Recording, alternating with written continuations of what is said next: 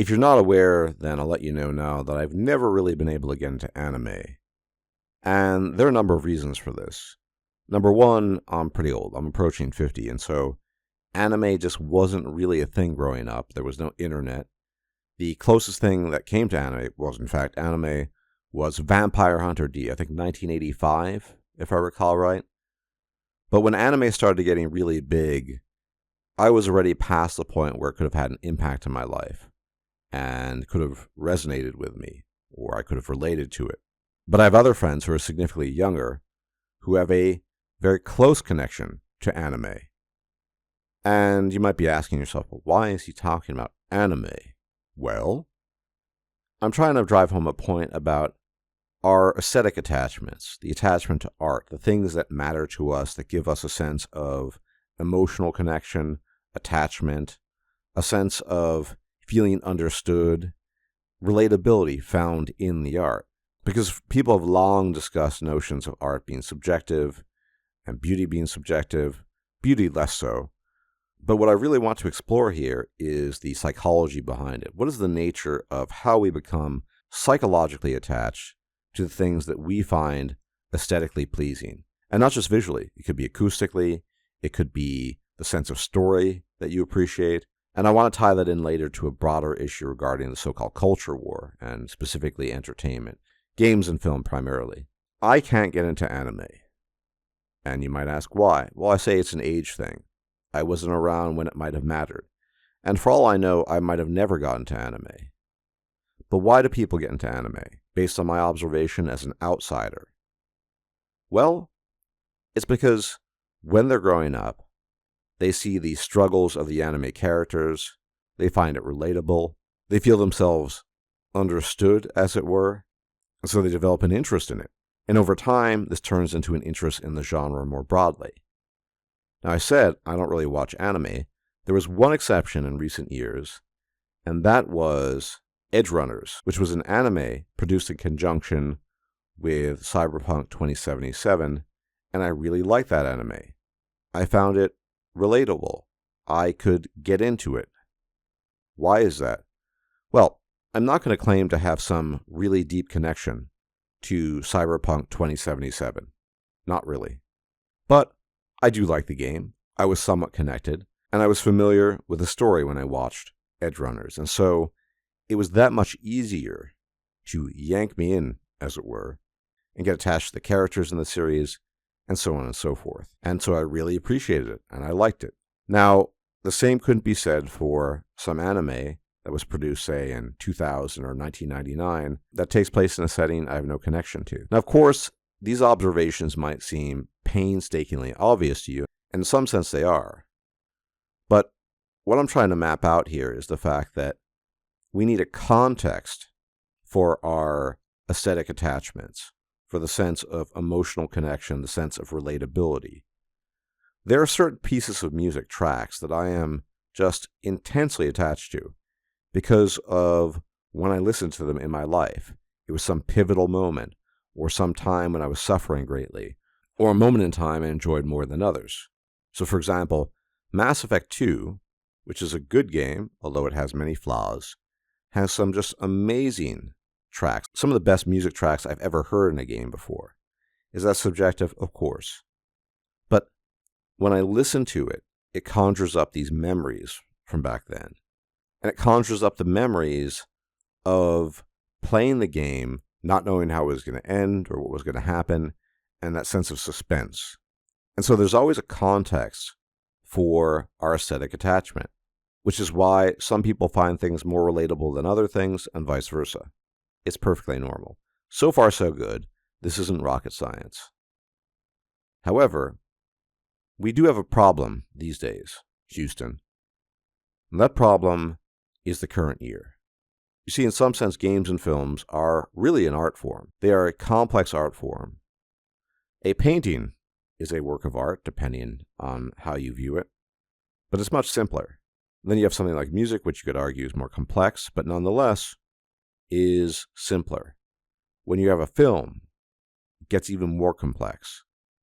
And when you have a game, I'd argue modern games are the highest form of complexity when it comes to art. And they're very difficult to make. No question.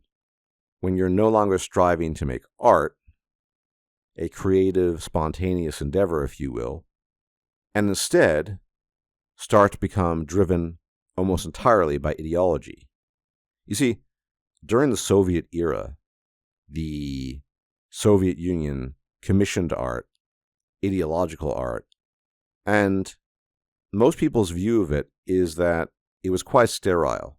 It might have been technically decent, but it lacked that spirit, if you will, that helps you connect to certain things. And we've been heading in this direction for a long time, gentlemen, when it comes to the film industry and specifically the games industry. These days, things seem so ideologically driven that the artistic endeavor itself has largely been forgotten. And the important thing to note here is that it's very difficult to build meaningful emotional connections to art if it's not art. Of course, it's subjective. Of course, it comes down to time and place, where you are in life, what means something to you and what doesn't.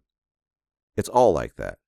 But things being produced for purely ideological purposes, or at least even partly, tend to not have that result. So think, for example, about Starfield, which is a terrible title that Bethesda produced, their most recent game, and compare that with Skyrim. Now, it's hard to argue that Skyrim had a lot of ideology in it. It seemed to be mostly a creative endeavor. If you look at the development team, they're relatively small. Contrast that with Starfield, which had hundreds of people, not 150 people, and the observation that it has tons of woke ideology in it. And guess what? In addition to the mechanical flaws, it fails at the level of artistic creation.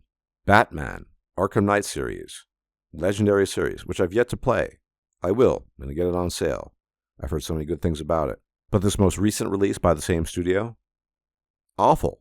Doing terribly. Why? They gave up art in favor of ideology.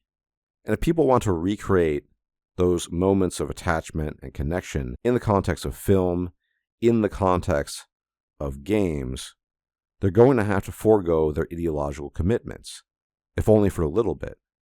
They're not helping anybody. It's very difficult to extract emotional meaningfulness from ideological work.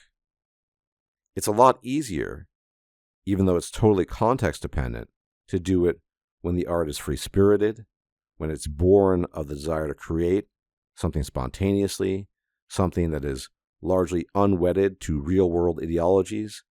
Then the playing field is open for you to develop attachment or not. The same can be said for the film industry. I recently watched a film called The Last Duel by Ridley Scott, and generally speaking, I'm a huge fan of Ridley Scott films, and I love the setting. It's the late Middle Ages in France during the 100 Years' War. But there was something really jarring about the film, and that was the hyper-feminist messaging. Basically, long story short, the film is divided into 3 chapters, and the final chapter is this girl boss who does everything right, who has the side of truth on her side, and the men are evil. Now, I'm not saying I could have ever developed an emotional attachment to The Last Duel as a film. That's probably unlikely. But the fact that that was inserted there was very jarring, off-putting, and it prevents you from really making a connection. If you contrast that with a different type of film, and this is a film, whether you like it or not, it's one of my favorites, and again, it's subjective, and that's The Last Samurai, 2004, 20 years ago. Tom Cruise, who actually is a good actor. Give him credit where it's due. That film, I think, is legitimately a work of art. Great music, a great story of a man who's lost and finds his way. They're not trying to inject ideology. It's just a story about a dude at the end of the day in a foreign culture who nonetheless finds his place in that culture and is able to settle down and one hopes have a decent life. If you haven't seen the film, I don't want to spoil it too much. Go check it out. It's one of my favorites. And so what modern wokerati ideology has done, in many cases, has robbed us of our ability to make meaningful emotional connections to art that's produced, which is, I would argue, the ultimate purpose of art. It's supposed to resonate with you. And even if it doesn't resonate with you, it might resonate with your neighbor or somebody else. The ideological stuff just doesn't work that way. And so we're losing opportunities for that. And those are great opportunities. it's great to feel a sense of connection to a work of art, whether it's a film, a game, a piece of music. And I think that's one of the biggest losses when it comes to the so-called culture war. And so I find myself going back to the past and reliving that, as we all are wont to do as we get older. But it would be nice before I pass to have new experiences that I can feel connected to, and experience new art that I can feel connected to. The things we feel attached to are very contextual, subjective. But one way of preventing that entirely is to create woke ideological garbage that virtually nobody can attach to. And that's where we're at right now, unfortunately. Anyways, thank you for tuning in.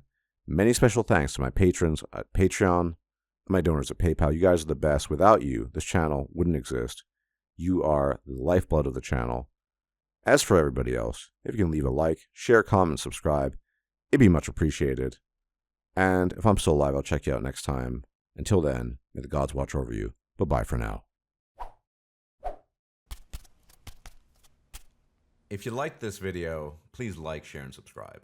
And if you enjoy my content, please consider making a donation or becoming a patron. Thanks for watching.